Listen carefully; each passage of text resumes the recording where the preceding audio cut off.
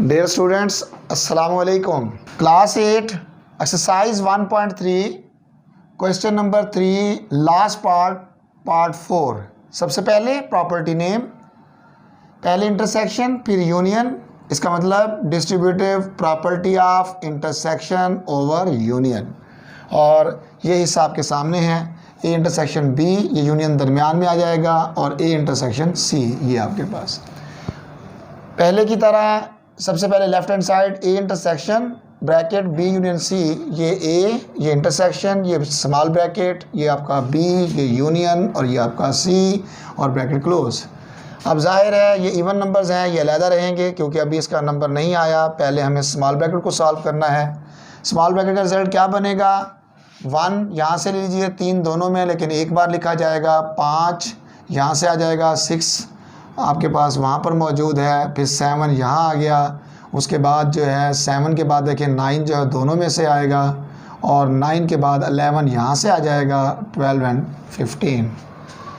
जब आप इसका और इसका इंटरसेक्शन लेंगे तो गौर से देखें, यूनियन में तो कंबाइन कर दिए थे, लेकिन इंटरसेक्शन में सिर्फ़ और सिर्फ आपको मिलेंगे 2 नंबर 6 एंड 12. यहाँ पे भी देख लीजिए 6 एंड 12. इसके अलावा कोई नंबर भी ऐसा नहीं है, क्योंकि ये इवन है और वो 8 की सीरीज़ चल रही है राउंड अबाउट, तो इसलिए जो है वहाँ पर कॉमन नहीं है, सिर्फ 6 और 12 है. ये 6 एंड 12 इसका रिज़ल्ट आ गया, आपने मेंशन कर दिया. अब इसी तरह से दूसरे हिस्से की जानिब चलते हैं. ए इंटरसेक्शन बी पहले मालूम करें, फिर ए इंटरसेक्शन सी करें, उसके बाद उनका यूनियन लीजिए. अब ए इंटरसेक्शन बी ये रहा आपके पास. इसका रिज़ल्ट इवन इंटरसेक्शन, ये क्या है? ऑड. ऑड और इवन का इंटरसेक्शन क्या हो सकता है? ज़ाहिर है ऑड इवन का एक मेंबर भी एक दूसरे से नहीं मिलता, तो सेट एम्प्टी आ गया. इसी तरीके से ए इंटरसेक्शन सी की बारी आ गई. ए में इवन नंबर और सी के अंदर जो है वो आपके पास 3, 6, 9, 12 एंड 15. अब इसके अंदर भी गौर से देखें, एक आपके पास 6 और एक 12, इस तरीके से एक 6 और एक आपके पास 12. ये 2 नंबर ऐसे हैं जो कॉमन होंगे, तो ये 2 कॉमन आपने लिख दिए, 6 एंड 12. अब ये रिज़ल्ट आपके सामने यहाँ पर आप लिखेंगे, क्योंकि ज़ाहिर है पहले इंटरसेक्शन बी का रिज़ल्ट आपके पास एम्प्टी है, उसके बाद यूनियन, ये यूनियन आ गया, और ये इंटरसेक्शन सी, ये इंटरसेक्शन सी का रिज़ल्ट है. इन दोनों को इकट्ठा करें. ज़ाहिर है यूनियन का मतलब क्या होता है? इकट्ठा कर देना. तो वैसे याद कर लें, ये सबसेट है, ये सुपर है, तो यूनियन में सुपर रिज़ल्ट आता है और इंटरसेक्शन में सब रिज़ल्ट आता है. लिहाजा ये 6 एंड 12 इसका रिज़ल्ट. ये इस तरह से हमने डिजिटल अंदाज में कर दिया. अब आते हैं वैन डायग्राम की तरफ. सबसे पहले इस डायग्राम पर आते हैं. अब इस डायग्राम में देखें, पहले बी यूनियन सी है. बी यूनियन सी का मतलब क्या बनता है कि आपको बी और सी जो है वो मुकम्मल तौर पर क्या करना होगा? शेडेड करना होगा. ठीक हो गया जी. जब आपने इसको बी और सी को मुकम्मल तौर पर शेड कर दिया, फिर उसके बाद क्या कहानी आएगी? A intersection. ए इंटरसेक्शन का मतलब क्या हो गया? अब पहले आप देख लें, ये बी यूनियन सी का मतलब है पूरा सी का रिंग और पूरा बी का रिंग आपने शेड कर दिया. जब आपने पूरा सी और पूरा बी कर दिया, आई मीन शेड, तो अब इसके बाद कहते हैं ए इंटरसेक्शन. ए इंटरसेक्शन के मानी क्या बनते हैं कि ए का वो हिस्सा जो बी और सी से मिलता है. बी से तो पहले ही नहीं मिलता था, सिर्फ सी से मिलता है 6 एंड 12, 6 एंड 12. तो लिहाजा जब इससे मिलता है 6 एंड 12, तो ये वाला एरिया हम कहेंगे वो है जो ए और बी यूनियन सी का कंबाइन है. रिपीट करता हूँ, बी आपका टोटल रिंग बी वाला, सी वाला टोटल. ये पहले हमने टोटल शेड किया. शेड करने के बाद जब हम ए के साथ इंटरसेक्ट करेंगे, तो इसका मतलब क्या होगा? ए के साथ जो हिस्सा मिलता है वो काउंट कर लेंगे, वो मिलता है सिर्फ 6 एंड 12. और ये जो बाकी आपने शेड किया था, अब जाहिर है ये आपको क्या करना होगा? रब करना होगा. रब करने की वजह यहाँ पर क्या बनी है? रब करने की वजह ये बनी है कि जब हमने ए को इंटरसेक्ट किया है, जब ए को इंटरसेक्ट किया है, तो ए का वो हिस्सा जो बी और सी से मिलता है वो काउंट हो जाएगा, बाकी आपका क्या होगा? रब कर दिया जाएगा. तो इस तरह से अब आपके पास रिज़ल्ट आ गया 6 एंड 12. ये जो आपके पास 6 एंड 12 का एरिया है, इस एरिया को आप बाहर ले आइए, एरो लगा दें और यहाँ पे मेंशन कर दें कि आपका जो रिज़ल्ट बना है वो A intersection B union C का बना 6 एंड 12. बाकी सारा आप रिमूव कर दें, बाकी मुकम्मल जो है रब कर दीजिए. अब इसी तरह अगर हम इसकी बात करें नेक्स्ट हिस्से की, तो पहले क्या आ रहा है, ए इंटरसेक्शन बी। अब ए और बी के अंदर तो कुछ भी इंटरसेक्ट नहीं है, लिहाजा एम्प्टी आपके पास रिज़ल्ट है, तो शेड करने की ज़रूरत ही पेश नहीं आएगी, क्योंकि ए और बी में कोई चीज़ भी कॉमन नहीं है। अलबत्ता ए और सी की बात करें तो इसमें आपके पास 6 एंड 12 जो है ये आपके पास क्या आ रहा है, ये कॉमन आ गया। जब ये कॉमन आ चुका है तो जाहिर है इसके कॉमन आने से क्या होगा कि इस रिज़ल्ट को पहले आपका क्या था, एम्प्टी, क्योंकि पहले तो आपने कोई हिस्सा भी लेबल नहीं किया, यानी कि पहले तो कोई हिस्सा भी आपने शेड नहीं किया। अब सिर्फ ये 6 एंड 12 शेड हुआ है, तो जो 6 एंड 12 आपने शेड किया, पहले कुछ भी शेड नहीं, तो यही आपका फाइनल रिज़ल्ट बन जाएगा, क्योंकि यहाँ पर एम्प्टी है और एम्प्टी के साथ जब आप 6 एंड 12 शेडेड एरिया लगाओगे तो रिज़ल्ट आ जाएगा यूनियन की वजह से ही। अगर यहाँ इंटरसेक्शन होता तो फिर एम्प्टी आता, तो यूनियन की वजह से ये रिज़ल्ट आ जाएगा। तो अब ये जो है आपका फिर यहाँ से सिंपली इसका रिज़ल्ट बन गया। और इसका आपने सॉल्व कैसे किया, आप देखें ये फ़र्क ज़रूर है कि इसे हम जो सॉल्व कर रहे हैं वो और अंदाज से कर रहे हैं, और उसे जो सॉल्व किया है हमने वो और अंदाज से किया है। यानी कि यहाँ देखें, यहाँ पर अब क्या हुआ है, पहले इंटरसेक्शन बी लिया, उसमें कुछ भी काम नहीं था, एम्प्टी, फिर उसका यूनियन कर दिया ए इंटरसेक्शन सी के साथ, ठीक है जी। तो यहाँ पर क्या किया था, पहले हमने शेड किया, शेड करने के बाद रब किया, और यहाँ शेड करने की ज़रूरत ही पेश नहीं आई।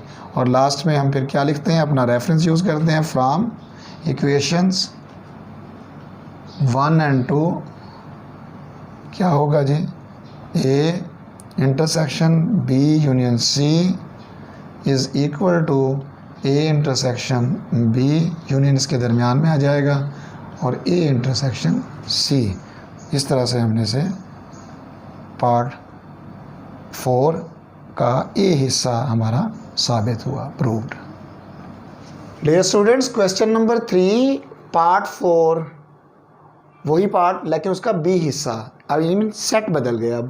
अब देखिए ए में आपके पास 8 से लेकर 15 तक नेचुरल नंबर्स, उसके बाद इंटरसेक्शन, ये आपका इंटरसेक्शन, स्मॉल ब्रैकेट ये स्मॉल, बी ये बी वाला सेट, यूनियन सी ये यूनियन सी वाला सेट आ गया।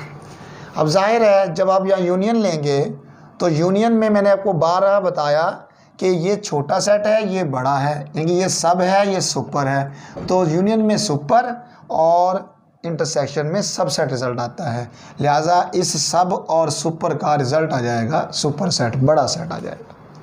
इसके बाद अब आप देखें, इन सारे नंबरों को देखें, ये नेगेटिव वाले इसमें है ही नहीं, 0 1 2 से लेकर 7 तक वो भी इसमें नहीं है। सिर्फ एक नंबर है 8 वाला जो इसमें और इसमें आपको कॉमन नज़र आ रहा है। उस 8 नंबर को आप यहाँ पे लिख सकते हैं, क्योंकि यहाँ पे ऑपरेटर इंटरसेक्शन का है। इसके अलावा बाकी नंबर नहीं आ सकते, क्योंकि बाकी नंबर जो हैं, जैसे ये -∞ से लेकर 7 तक, इसमें 7 से स्टार्ट ही नहीं हो रहा। एक नंबर 8 है जो दोनों में कॉमन है। तो ये हो गया जी हमारा पहला हिस्सा, left hand side of this law. अब इसके बाद जब पहले आपने इंटरसेक्शन बी लिया, ये आपका ए है, ये इंटरसेक्शन ये आपका बी है। अब इस ए और बी में देखें, ये -1 से शुरू होकर 5 तक चलता है, और वो स्टार्ट ही 8 से हो रहा है, तो ज़ाहिर इसमें कॉमन का सवाल ही पैदा नहीं होता। इनमें कोई भी कॉमन नहीं आ सकता, क्योंकि ये -1 से 5 तक जा रहा है और वो 8 से 25 तक। तो इसका मतलब है जहाँ पे ये एंड हो रहा है वो तो उसका तो स्टार्ट ही उसके बाद हो रहा है, तो इसका एम्प्टी रिजल्ट आ गया। इसलिए ए इंटरसेक्शन सी का रिजल्ट ये ए, ये आपका सी। इसमें भी फिर वही बात आ जाएगी कि सिर्फ़ और सिर्फ आपका आखिरी एलिमेंट, इसका पहला और इसका जो आखिरी है ये सेम होगा, लेकिन इसके अलावा हमारा कोई एलिमेंट भी सेम नहीं होगा। तो इसका रिज़ल्ट 8 आ गया और इसका एम्प्टी। अब जब इन दोनों को आपस में यूनियन करेंगे, क्योंकि आप देख रहे हैं ये हमारा ड्राइवर है, ए इंटरसेक्शन बी, इसका रिज़ल्ट आप निकाल चुके, फिर यूनियन, ये यूनियन आ गया, और इंटरसेक्शन सी का रिज़ल्ट ये वाला है। जब इस रिज़ल्ट को यूनियन करेंगे इसके साथ, इसका रिज़ल्ट क्या है, इसका रिज़ल्ट ज़ाहिर है एम्प्टी, और इसका रिज़ल्ट क्या है 8। इनका यूनियन लें तो फिर वही बात, ये सब ये सुपर, तो रिजल्ट में क्या आना चाहिए, यूनियन के दौरान सुपर और इंटरसेक्शन के दौरान सब आता है, तो लिहाजा इसका आंसर भी सुपर वाला 8 आएगा। अब आ जाते हैं वेन डायग्राम की तरफ, बहुत इजी है। अब सबसे पहले देखिए, जब आपने इन दोनों का यूनियन किया, यानी कि बी और सी का, तो ये आपका बी है और ये आपका सी है। तो इसका मतलब है आप यहाँ पे यूनियन के दौरान मुकम्मल तौर पर इसे क्या कर देंगे, लेबल कर देंगे। क्या कर देंगे जी, लेबल कर देंगे, मुकम्मल लेबल होगा ये। तो ये मुकम्मल तौर पर आपने इसको शेड करना है, लेबल कर देना, आई मीन शेडेड करने के बाद अब जब आप इस देखिए यहाँ पर तो आपका रिजल्ट बहुत बड़ा हो गया था, मैग्नीफाई हो गया था, लेकिन जब आपने इसके साथ इंटरसेक्ट लिया ए वाले के साथ तो सिर्फ आपके पास 8 बचा। और नज़र भी आ रहा है आपको ये सी पूरा रिंग आपने जो शेड किया है, जब इसका ए के साथ हम मुश्तरका एरिया देखते हैं ओवरलैपिंग एरिया में सिर्फ एक ही नंबर आता है 8। जब ये 8 आएगा इंटरसेक्शन के बाद तो फिर ये जो आपने ओवरलैपिंग की हुई है ये सारी ओवरलैपिंग आपको हटानी होगी, क्योंकि इस ओवरलैपिंग का यहाँ पर अब जवाज़ नहीं बनता, क्योंकि आपका इंटरसेक्टिंग सिर्फ एक मेंबर है। हाँ, ये जो 8 आपने रिज़ल्ट दिखाया है इसको आप क्या कर सकते हैं, शेड कर सकते हैं, इसे शेड कर सकते हैं, वो शेड किया हुआ आपको मिटाना होगा। तो इस तरह से इसका जो रिज़ल्ट आया हमारे पास वो हमारे पास आ गया क्या, A intersection B union C का ये रिज़ल्ट हो गया। ठीक है जी, हमने शेड ज़रूर किया, लेकिन शेड करने के बाद जब उसको ए के साथ किया तो फिर वो हमें रब करना पड़ा। अब आते हैं इसकी तरफ जी। इसमें देखिए जब आप ए इंटरसेक्शन बी करते हैं तो एम्प्टी, ए और बी में कोई भी चीज़ कॉमन नहीं है, लिहाजा वैसे ही वो दूर दूर हैं तो उसमें आप शेड भी कुछ नहीं कर सकते। लेकिन जब ए और सी की बारी आती है तो ए और सी में, ए और इस बड़े वाले रिंग सी के अंदर सिर्फ एक मेंबर है 8, वो आपने यहाँ पे शो किया हुआ है, तो लिहाजा उसे ही हम सिर्फ शेड कर सकते हैं और इसके अलावा हम किसी भी मेंबर को वहाँ शेड नहीं कर सकते। और जब इन दोनों को आपस में कंबाइन किया उसका रिज़ल्ट भी 8 ही है, ज़ाहिर ये ए का रिंग और ये पूरा सी का रिंग, इसका रिज़ल्ट भी 8 है। तो अब इसके मुताबिक ये जो शेडेड एरिया है ये आपका इस हिस्से का जवाब हुआ कि ए इंटरसेक्शन बी और ए इंटरसेक्शन बी के बाद क्या होगा जी, यूनियन, फिर ए इंटरसेक्शन सी। तो ये आपकी वेन डायग्राम मुकम्मल हुई इस तरह से। और इसके बाद आप अच्छी तरह जानते हैं कि हमने सिर्फ एक वो रेफरेंस यूज़ करना होता है, from equation 1 and 2, from equation 1 and 2 क्या साबित करेंगे जी, A intersection B union C is equal to